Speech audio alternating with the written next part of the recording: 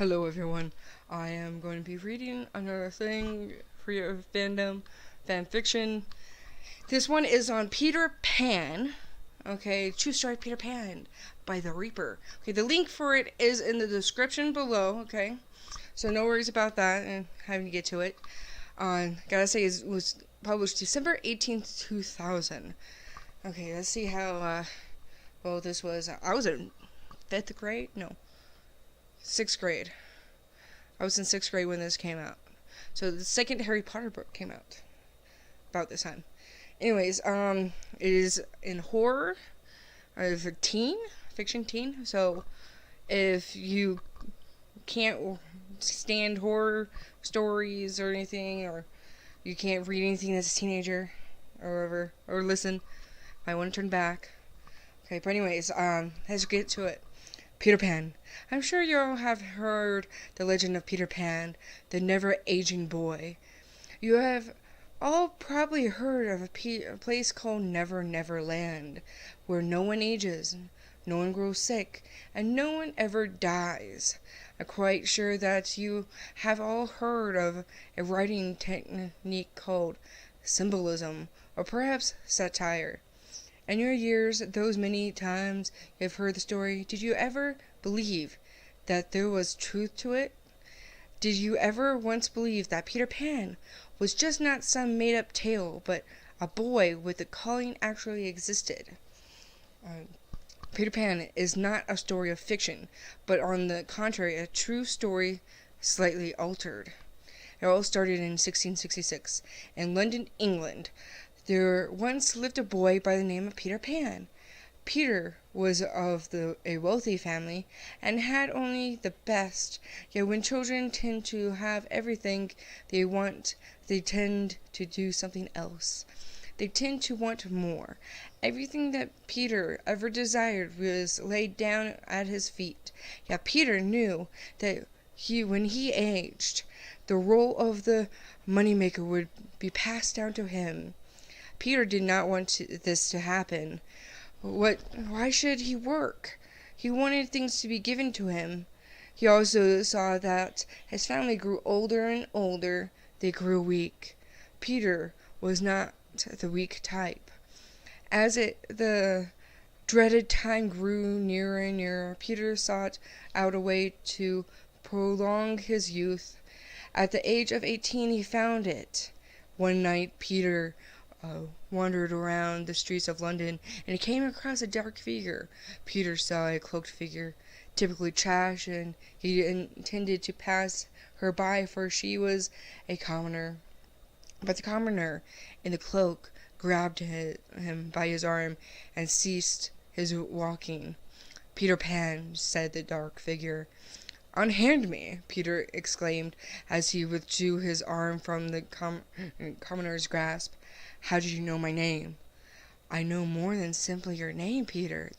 The dark figure pulled the hood off the cloak away from its face. Peter gazed upon the most beautiful and the same time, horrid woman he had ever laid eyes upon. Her long hair was silver in color, and her skin was pale. Her eyes were deformed her irises were her eyes were deformed. Her iris were blue, and the rest of her eyes were yellow. Her lips were scared, and looked as if they had been sewed shut at one point of time. Despite these odd features, she was amazingly beautiful. Peter fell in love with her and pondered of his fancies and identity. He didn't know her. How could she know him? Who is she? What was her name? Then the maiden spoke. "'Tis not important." "Pardon, I didn't say anything." "My name, you wish to know it." "'Tis not important." "How did you know I inquired of your name?" "You were the thoughts like garments, Peter." "You were minds?" "Only feeble ones." "How is that possible?" all things are possible, and everything is not as it seems. Peter, your desire is not out of your grasp. You can live forever and retain eternal youth. How? A duel, Peter. In fact, a game. I will give you the ability to feed upon the living, draining them of blood while prolonging your life. When the night falls, you shall fly among the stars. How do you get out of it? I will let you have any mortal you wish, yet your soul will be mine, or be my master's. When I call upon you, you must come, and then, my love, we shall be together forever. What is your name? What's your name? Hooks. That's a bizarre name. Do we have a deal, Peter? Yes, we do. Good, very good. Hooks clenched the back of Peter's head, locked her lips upon his delicate neck, and sank her teeth deep within the veins. Ooh, sounds like she's a vampire. The moment was a moment that would change the outcome of hundreds of people's lives, or deaths, rather. It was a moment of dark ecstasy, and nothing seemed real. When it was over, she was gone, and Peter lay there crying. A dark shadow had been cast upon him. For the next 80 years, Peter roamed the streets at night. He slaughtered innocents and was even as cruel to murder and feast upon his own parents. He killed and took the lives of hundreds. He fed upon his lost children, lost girls, and lost boys. And they became his dark slaves of the night. They never grew sick, they never grew old due to their murderous crimes. They were forced to flee rather than be discovered by Scotland Yard. They found a small cottage where all vampires called it, could come and have sanctuary. They called it Never Never Land, for those who inhabited the cottage never aged and never died. Yet with every kill in life that Peter took, he lost a little bit more of his soul. His soul was his companion. Then he took him right from wrong. And every time that Peter took another life, Hooks gained a little more of Peter's soul. One day Peter saw the most beautiful girl, and he wanted her. He lusted for her. His age was 98, where she lived,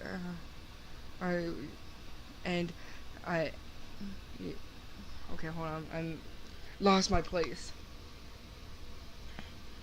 98 years old, but he had the body of an 18-year-old. He walked among people of London and learned of her. Wendy was her calling, and yearned for her even more.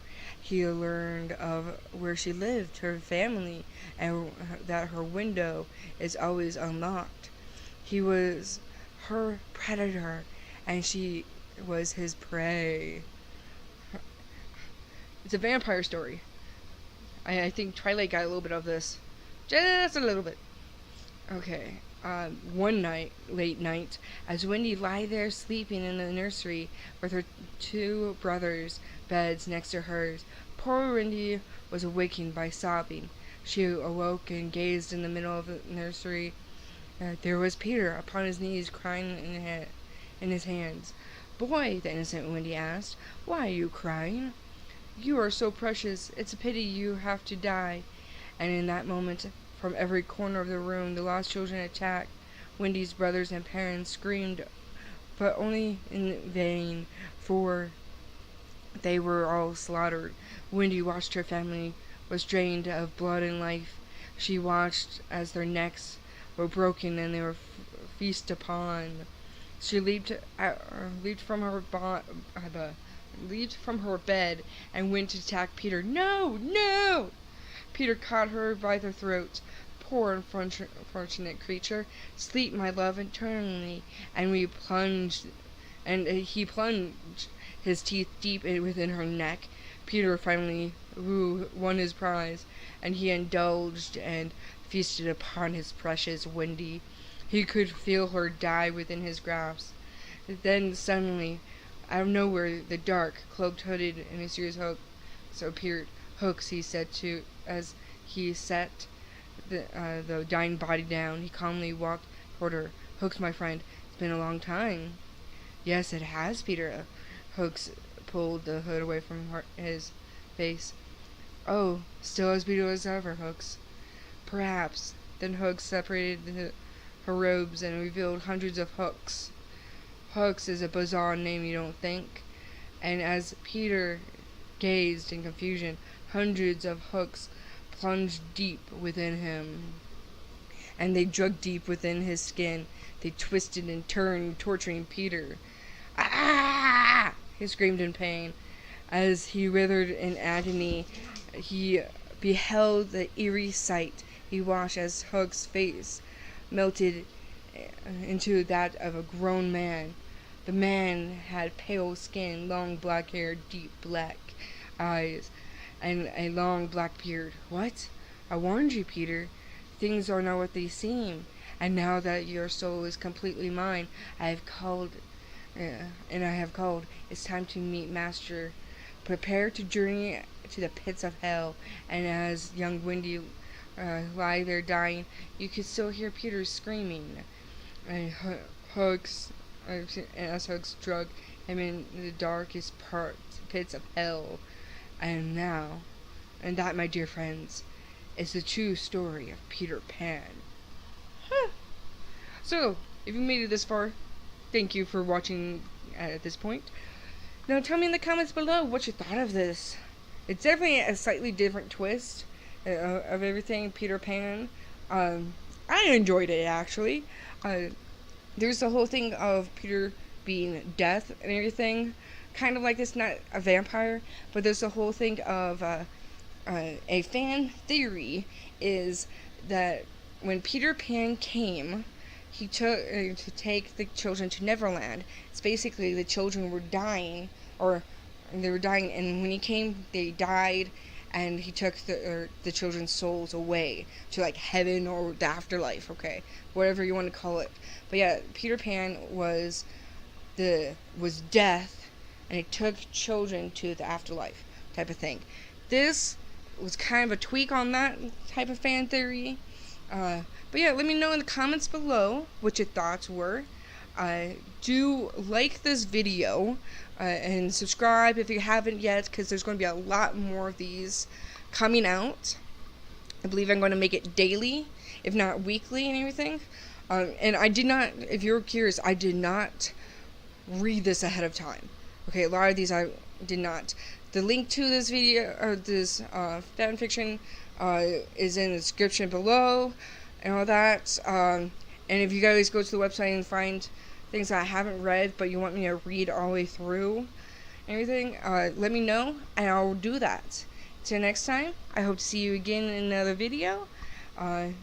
Peace until then.